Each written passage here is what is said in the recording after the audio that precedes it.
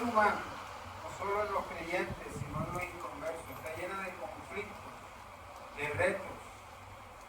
En estos días me enteraba de una mujer de Dios. Alguien me decía, está pasando un momento difícil, una enfermedad. Y son las luchas, los conflictos que se levantan contra los propósitos que Dios tiene con cada uno de nosotros. Cuando Dios nos llamó con un propósito. ¿Cuántos creen que es así? Amén. Dios puso la iglesia en esta tierra con un propósito. Pero tenemos un enemigo que se levanta, que no descansa ni de día ni de noche. Y que trabaja en contra de nosotros y en contra del propósito de Dios. Por eso se le llama a Satanás un adversario. El texto bíblico está en Oseas 13:14, ahora vamos a entrar en él. Pero quería explicar algo muy interesante que Dios me decía. Tiene mucho que ver con lo que Dios ha venido hablando en estos días. Y son los conflictos y las luchas internas, las murallas que se levantan en medio de los propósitos que Dios tiene con cada uno de nosotros. Satanás nunca va a dejar que el propósito de Dios se cumpla a cabalidad sin dar la pelea. Por eso se le llama adversario. Y es por eso que la Biblia nos llama esforzados y valientes, como la palabra que el Señor le dio a Josué. Mira que te mando que te esfuerces y seas valiente. O sea, las cosas no se van a dar, aunque sean de Dios, así de fácil. Nos habla de un ¿qué? Esfuerzo. Y nos habla de ¿qué? De valentía. Cuando tú tienes batalla, cuando tú libras batalla, en medio de esa batalla, ¿qué pasa a veces cuando eres herido? Viene el temor. Y cuando viene el temor, lo que sucede es que retrocedemos. No avanzamos, sino que retrocedemos. Y estas son partes de las murallas, de las barreras que el enemigo levanta en el propósito que Dios tiene con nosotros. Trabajando como, y yo quiero que usted preste mucha atención a esto, trabajando con nuestras emociones, con nuestro sentimiento, trabajando con la vida cotidiana, con la vida diaria. Las herramientas que Satanás usa para levantar barreras o tropiezos en el propósito de Dios contra nuestra propia vida vienen de nosotros mismos. ¿Cómo así, hermano? Presten mucha atención. Vienen de nosotros mismos, de nuestros temores, de nuestros miedos, de nuestros fracasos. Y es en base a estas situaciones que nos acontecen en el día a día que Satanás trabaja. ¿Sí? El texto, voy a leer el texto y seguimos compartiendo. Tenemos en el nombre del Padre, del Hijo y del Espíritu Santo. O sea, capítulo 13, versículo 14 dice: de la mano del Señor los redimiré, los libraré de la muerte. Y es interesante el que viene, dice: oh muerte, yo seré tu muerte y seré tu destrucción, oh Seol. La compasión será escondida de mi vida. Pero yo quiero que usted repita conmigo a voz alta esta frase, que es la que me ha impactado. Oh muerte, diga, oh muerte, yo seré tu muerte y seré tu destrucción. Si hay algo fuerte en la vida y a lo que el ser humano le tiene temores, ¿a qué? Usted, como dice una hermana que estaba cantando un coro que tiene que ver con que nos vamos para el cielo. Y en medio del coro dice: Señor, pero todavía no. O sea, nos vamos a ir para el cielo, pero no queremos todavía. Es que eso me espero que me venga a buscar. Yo todavía no. Todavía no, Señor, porque siempre, aunque somos cristianos, hay un temor a la muerte, ¿verdad? Algún muro que se levante que el Dios del cielo no pueda destruir. No. Porque lo más fuerte que podemos decir que existe en esta tierra, en la vida del ser humano, es que la muerte llegue un día. Pero la Biblia es clara. Dios está por encima de la misma muerte. Y hablaba ahorita y decía de las barreras que se levantan y cómo el enemigo trabaja en pos de esas barreras que a veces no es ni siquiera el mismo enemigo, sino nosotros mismos que levantamos. Barreras que se levantan en el propósito que Dios tiene con cada uno de nosotros. Cada uno de nosotros, aunque estamos en una misma congregación, tenemos propósitos diferentes, o Dios tiene propósitos diferentes con cada uno de nosotros. Yo le decía a mi esposa en estos días, aunque nos criamos en un mismo hogar, aunque sean 5 hermanos que existan en el mismo hogar, con el mismo padre, con la misma madre, cada hermano, cada hijo tiene una experiencia diferente en el hogar, con el papá y con la mamá. No se crían en el mismo tiempo. Uno vino 3 años después y de pronto el que vino 3 años antes estuvo en abundancia, no le faltó nada. De pronto el otro vino en medio de una crisis y la experiencia de él es diferente a la experiencia del otro. Y aunque están dentro del mismo hogar, tienen carácter diferente, tienen forma de ser diferente, porque vivieron etapas y situaciones que diferentes, que marcaron positivamente o negativamente su vida. De pronto el padre estuvo bien económicamente, o estuvo pasando un momento maravilloso y en ese tiempo fue amoroso con ese hijo. Pero de pronto tuvo un momento de crisis, vino el otro y recibió poco afecto. Cada uno tiene una experiencia con su padre muy diferente. De igual forma en la congregación, todos vivimos experiencias diferentes, aunque asistimos a una misma congregación. Sin embargo, tenemos propósitos diferentes. Dios, tiene propósitos diferentes con cada uno de nosotros, aunque estemos en una misma congregación. Y Satanás conoce el propósito con el cual Dios nos ha llamado. ¿Sí? Lo conoce. Si usted ha asistido a una congregación o habla con personas que estén o pertenezcan a una congregación, que ellos van a dar una opinión, que tener una opinión de su pastora, de su pastor, diferente a la que tiene el hermano, porque ha vivido diferentes experiencias con él, ha estado más cerca o más lejos, según las circunstancias. Y así pasa en las congregaciones. Cada quien puede dar experiencias vividas en la congregación, con sus pastores, con sus padres o en una empresa. Pero la Biblia es clara, todos hemos venido a esta tierra con un propósito divino, dígalo, con un propósito divino. Y si hay alguien que lo sabe, es Satanás. Y él va a tratar de levantar murallas, dígalo conmigo, murallas de oposición. Y lo más terrible es que nosotros mismos a veces ayudamos a levantar las murallas. A veces nosotros colocamos los bloques.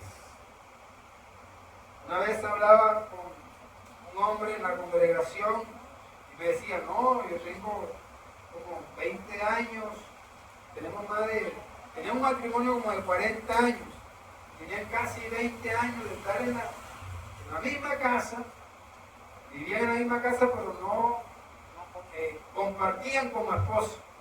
Iban a la misma congregación y servían, pero no compartían como esposos, o sea, no vivían.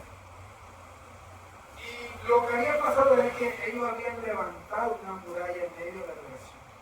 ¿Ocurre eso? Puede ocurrirse en muchos hogares que están así. O sea, hay una relación, están casados, están sirviendo a Dios, pero como pareja ya no se entienden. ¿Por qué? Porque no hay un perdón, hay un resentimiento, hay desacuerdos, hay situaciones que marcaron. Y si ellos darse cuenta, ellos, no el diablo, ellos, comenzaron a levantar bloques, que fueron separando como pareja. ¿Qué pasó con el amor que los unió? Con el brillo de los ojos que tenía el uno con el otro, con la sonrisa, con el cariño, se fue derribando. Y se levantaron murallas donde ahora está el rencor, el odio, el resentimiento, la amargura, y donde están no se quieren ver el uno al otro. Eso ocurre. Y así es que Satanás trabaja en la vida ministerial y trabaja dentro de la congregación. ¿Cómo trabaja? Con nuestras emociones, con nuestros sentimientos, con lo cotidiano del diario vivir. Así trabaja él. A veces le echamos la culpa mucho al enemigo, pero mucha culpa. Y no lo digo, quiero que me entienda, mucha culpa la tenemos nosotros. Mucha culpa la tenemos. Cuando Dios creó el hombre, algunos dicen que no lo creó para ser eterno, pero cuando usted va a la Biblia, el hombre prácticamente vivía en la eternidad. O sea, el hombre tenía la presencia de Dios, tenía los ángeles en ese lugar. Capítulo 3, versículo 8 dice que la presencia de Dios se paseaba en el libro de Génesis. Hay una coinonía y una comunión con Dios. No nos habla, algunos dicen que Adán vivió muchos años antes de la caída, dicen algunos estudiosos bíblicos. Nos habla de cientos de años. Pero lo que sí es cierto es que cuando el hombre peca, el hombre le falla a Dios, algo ocurrió en el ADN del ser humano, que la muerte entró. Romanos 6:23 nos dice que la paga de la muerte, la paga del pecado es la muerte. Quiero que preste atención a esto, porque aquí entra el texto bíblico. La paga del pecado es la muerte. La paga del pecado es la muerte. Y el hombre comienza a morir. Los antediluvianos, que existieron antes del diluvio, llegaron a vivir casi 1000 años. Una generación bendecida, con un ambiente diferente. Pero después del diluvio, los seres humanos comenzaron a entrar en la sentencia del pecado, que era la muerte. Uno de los hombres que logró vivir más de 100 años fue Abraham. Creo que fueron 170 o algo así. Pero ya los años se venían reduciendo. Llegó a 120. Hoy la escritura nos dice que los más robustos llegarán a ¿qué? A 80. Hay gente de 60, 70 años trajinados o golpeados. Pero todo esto viene a raíz de ¿qué? Del pecado. Y esto es lo que sabe, esto lo sabe muy bien Satanás. Y quiero enfatizar en él. En el libro Primera de Corintios, vamos a buscar esa cita.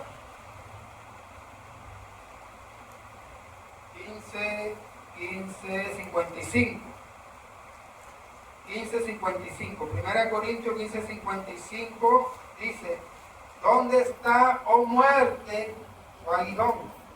¿Y dónde tu victoria? ¿Cómo dice el 56? Ya que el aguijón de la muerte es ¿qué? El pecado. Y el poder del pecado, la ley. ¿Dónde está, oh muerte, tu aguijón? ¿Dónde, oh sepulcro, tu victoria? Yo no sé cuántos han alguna vez sentido una picadura de una abeja, una avispa. Le queda el aguijón ahí, eso duele, ¿verdad? Ese es el aguijón, por ahí inyecta el veneno. ¿Cuál es el aguijón de la muerte? Según nos dice 1 Corintios, ¿cuál? El pecado. A través del pecado es que la muerte entra. Y es a través del pecado, los errores que nosotros cometemos, que se levantan las más grandes murallas que impiden el propósito de Dios en nuestra vida. Quiero que presten mucha atención. A través de la desobediencia a Dios, a través del quebrantamiento de la palabra, a través de nuestro pecado contra nuestro hermano, nuestros pastores, nuestros cónyuges, vecinos, es que se levantan las más grandes murallas en el propósito que Dios tiene con nosotros. ¿Y cómo trabaja Él? A través de las emociones, los sentimientos, el diario vivir. Usted habla con gente, con hermanos en la iglesia, gente que está resentida con el padre, con la madre, con el pastor, con los hijos, hablan en lenguas, tienen ministerio, pero no han perdonado.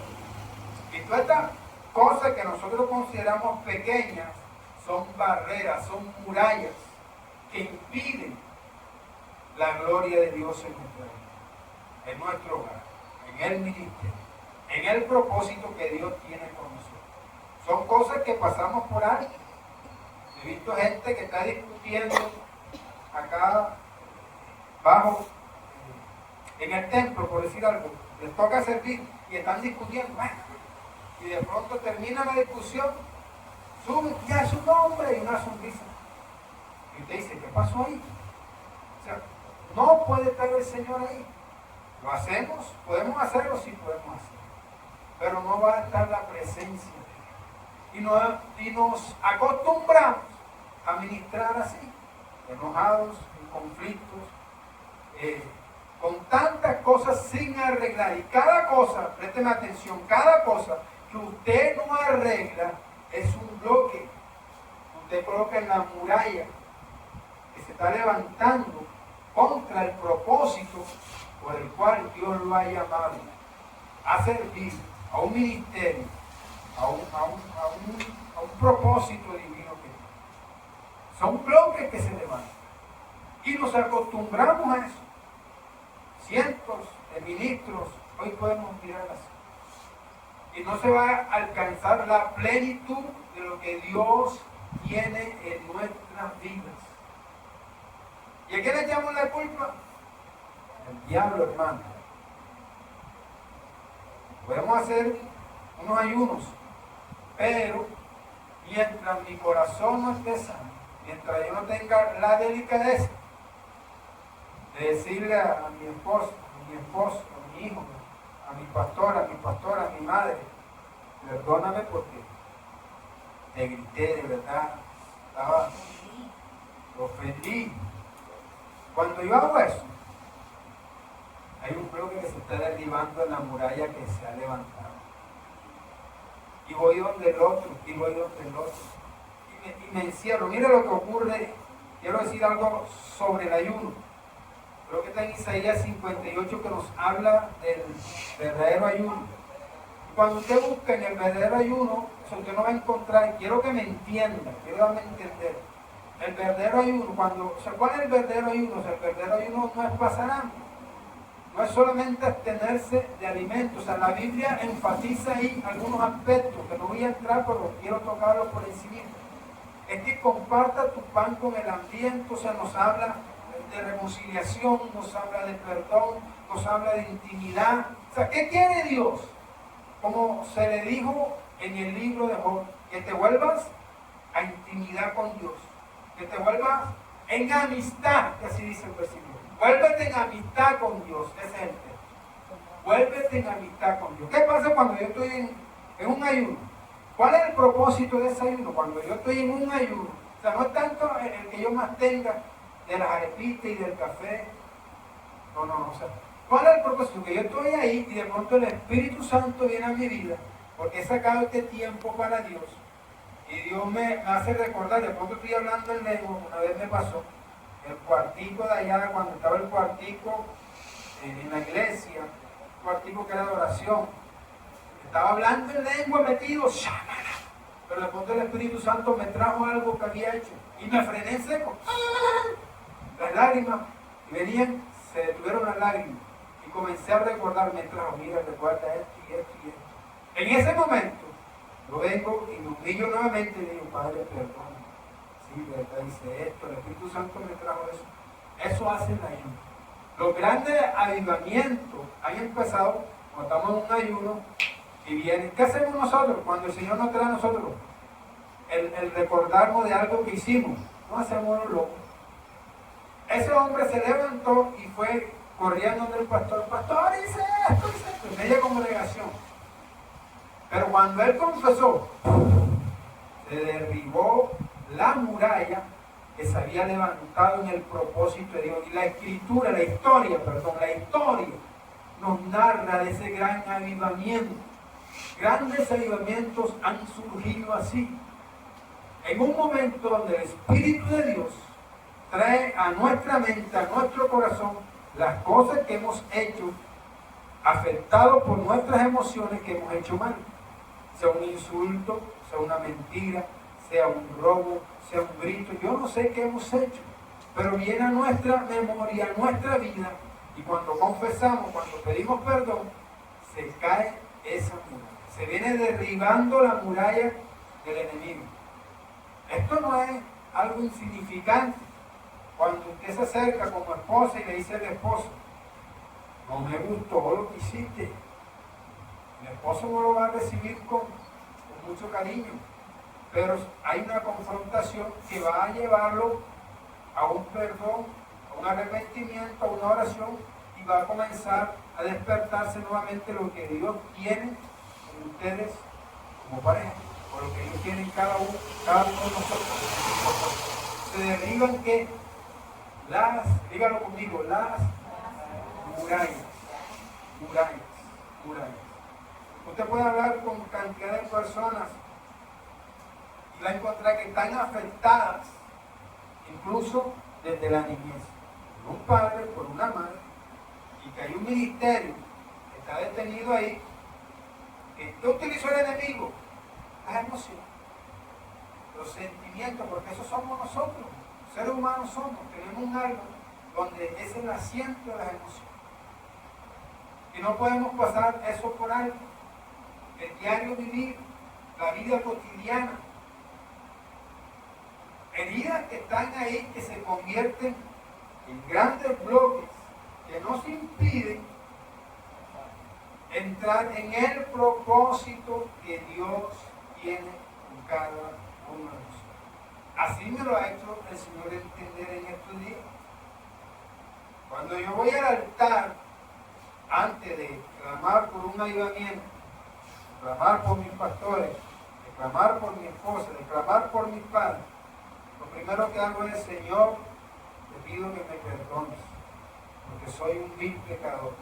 Hice esto, hice aquello, y muchas veces me ha tocado pedir perdón, o muchas veces mi esposa ha venido y me ha dicho, no, Humberto, y me ha tocado pedir perdón, porque no he reconocido lo que he hecho mal.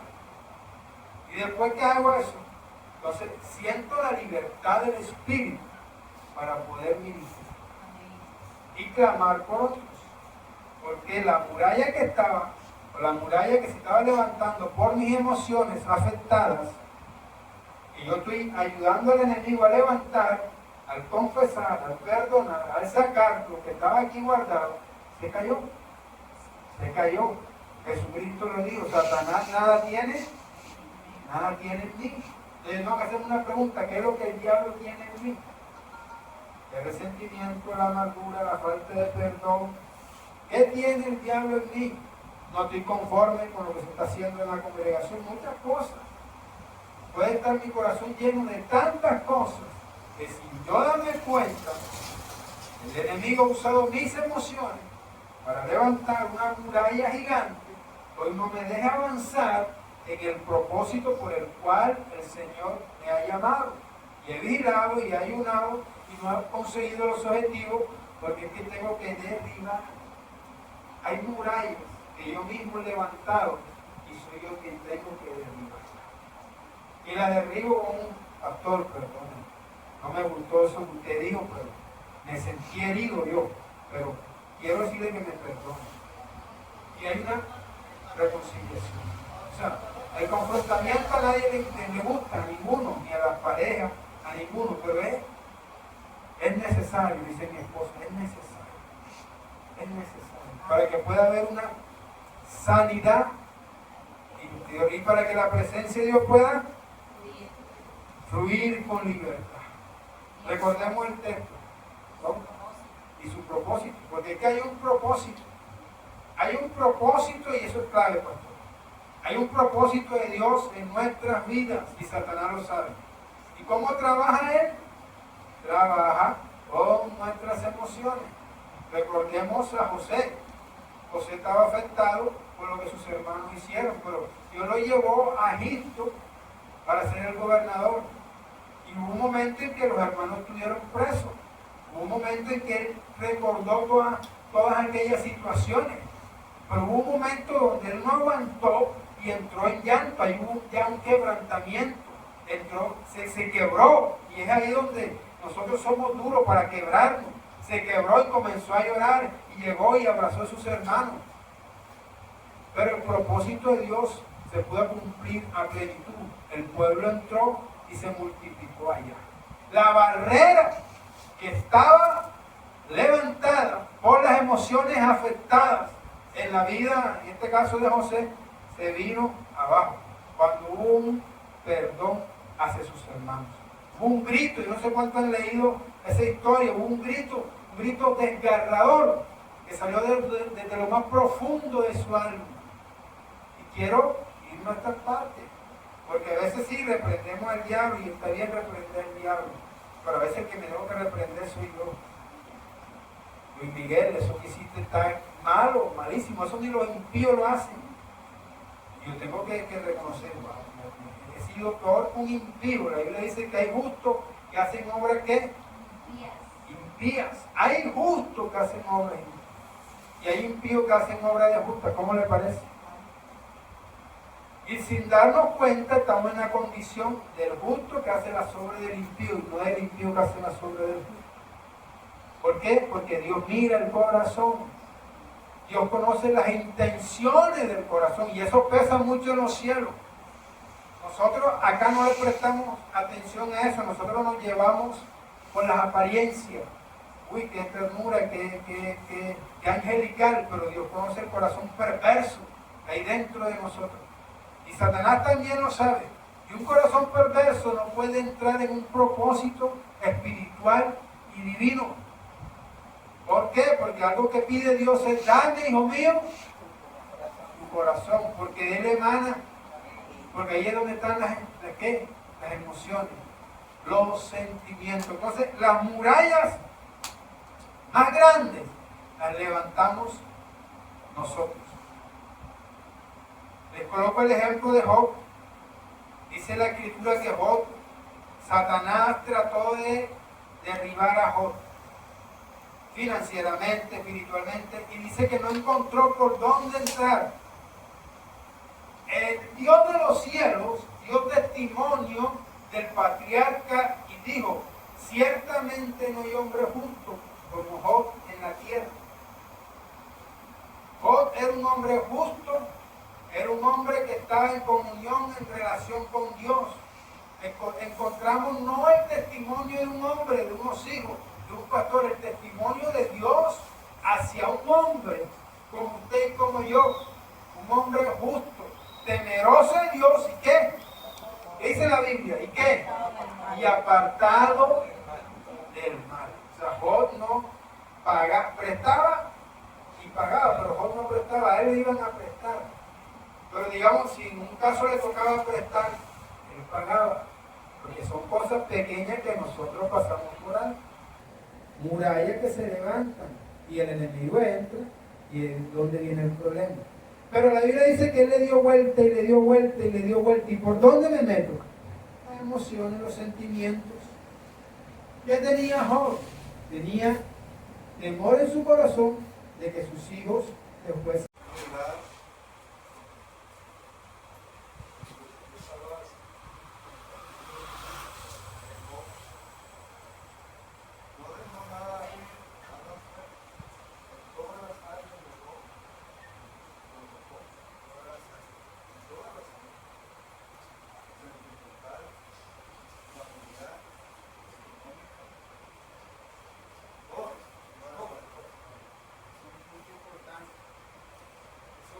importante que dice el pastor, fíjese. Y es que ahí vamos, interesante, mire, lo dice el pastor. Él lo que busca es una brecha. ¿Qué necesita él? Un portillito. Y cuando ese portillo se abre, dice el pastor, emociones, los sentimientos, la finanza, la economía, la salud, la vida espiritual, todo se viene abajo. ¿Qué necesitó? Un portillito que se abre. Una portillada.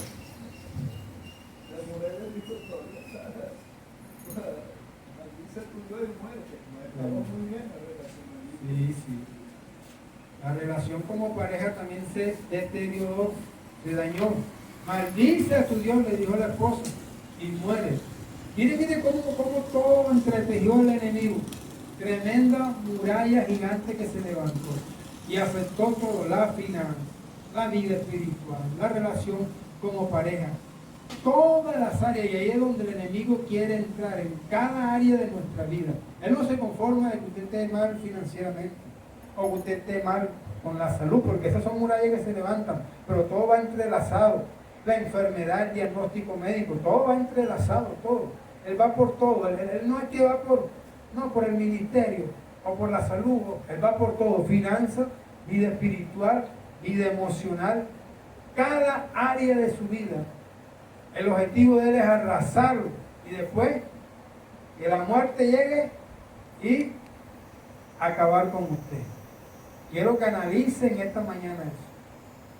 Quiero que usted en esta mañana medite en esa parte. Él no viene solo por una cosa, él viene por todo o nada. Y ahí es donde nosotros tenemos que decirle nada, no te van a llevar en nada. Porque como la puerta se abre, todo, absolutamente todo es arrasado. Todo. Bueno, el texto, vamos a leer nuevamente el texto, 13, 14. De la mano del Señor los redimiré. Dios habla de redimirnos. Los libraré de la muerte. Oh muerte, yo seré tu muerte y seré tu destrucción, oh Seol. La compasión será escondida de mi vista. Ahora, se nos ha enseñado, lo he sorprendido en estos días leyendo esto, se nos ha enseñado que la muerte es como estilo de un espíritu, un ángel, que viene y arrebata el alma de la persona. Y ese pensamiento lo tenía yo igualmente. Pero haciendo el estudio, investigando, porque me llamó la atención este texto, investigando, pues no es así, no existe ningún espíritu como tal encargado de venir por su alma.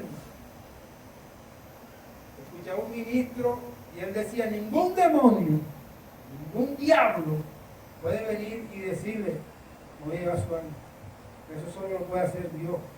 Cuando Dios determine que usted se va de esta tierra, se fue. Pero ningún demonio ni ningún diablo puede decir, hoy vengo por ti. Que viene con un gancho y la coge por el cuello. Eso no existe. Son mitos y son leyendas que nosotros las hemos traído a nuestras vidas y las hemos aceptado.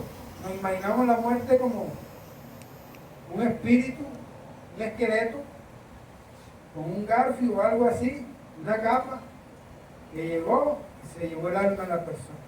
Pero es interesante lo que la Biblia nos dice. Ahorita leíamos Romanos 6:23, que lo citaba y decía que la paga del pecado es. Ahora, la muerte, ¿qué es la muerte? Si yo le pregunto a usted qué es la muerte, usted se va a imaginar ese garfio y ese espíritu y ese demonio. Pero la Escritura nos habla y es clara y enfatiza esto: la muerte es la separación del alma, del espíritu y del cuerpo. Hay una separación, se separa. Cuando se separa el espíritu del cuerpo y del alma, ocurre lo que nosotros conocemos como la muerte física. La muerte espiritual es la separación del hombre eternamente con Dios. O en este caso los que no conocen al Señor, que están muertos espiritualmente. Pero la muerte física es la separación del alma, del espíritu y del cuerpo. El espíritu, la Escritura dice que vuelve a Dios, ¿verdad? El alma está ahí, el cuerpo es sepultado, como en el caso de Rico y Lázaro. Sus cuerpos fueron sepultados, pero su alma, una estuvo en el seno de Abraham y otra estuvo en el Hades, el lugar de tormento. Eso es lo que es la muerte. ¿Sí? Yo quiero que usted vaya conmigo a Segunda de Reyes. Segunda de Reyes, capítulo 19. No sé cómo estamos de tiempo. Estamos bien. La situación de un hombre que pidió protección por este ataque de este ejército que vino contra ellos. Y el Señor mandó su ángel, mire, su ángel. Dice, el ángel de Jehová. Y si yo quiero ir más allá profundo, cuando vamos a la Escritura y estamos hablando del ángel de Jehová, muchos estudiosos dicen que estamos hablando de ¿quién? De Jesús. Ahora, aquí no vino el diablo, no vino un espíritu satánico, dice que vino el ángel de Jehová. Y murieron 185,000. Ahora, ¿dónde me quiero ir? Regresamos a Romanos 6:23. La paga del pecado es la muerte. Y Satanás lo sabe. ¿Cómo trabaja Satanás? Me hace pecar, me desvía de las cosas del Señor y entonces él puede entrar. Me demanda ante Dios, mira, hizo esto, la palabra dice, y entonces Dios viene y actúa, porque Dios es un Dios justo y Dios no puede ir en contra de su misma palabra. La palabra dice, la paga del pecado es la muerte, y si Luis Miguel está pecando, puede morir en ese pecado. No le puede echar la culpa a Satanás. Sí, tiene culpa en qué, en que me indujo, pero ¿quién tomó la decisión? La tomé yo. Me indujo, fui tentado, pero ¿quién tomó la decisión? La tomé yo. Así trabaja él. Trabajó en mis emociones. Me enojé, me resentí, pero ¿quién tomó la decisión?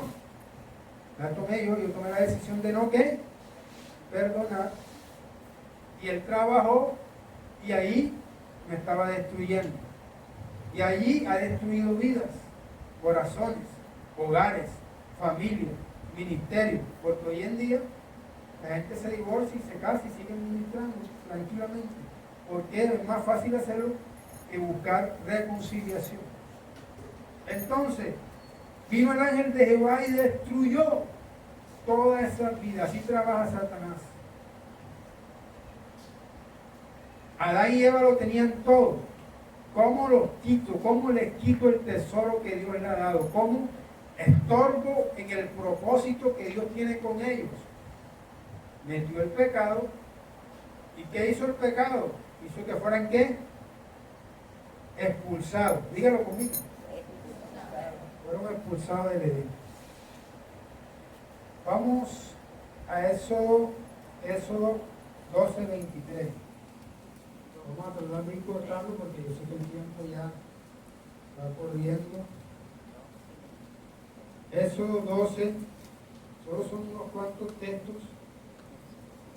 Si usted no va a encontrar en la Biblia, usted puede investigarlo, no hay ningún espíritu encargado específicamente de venir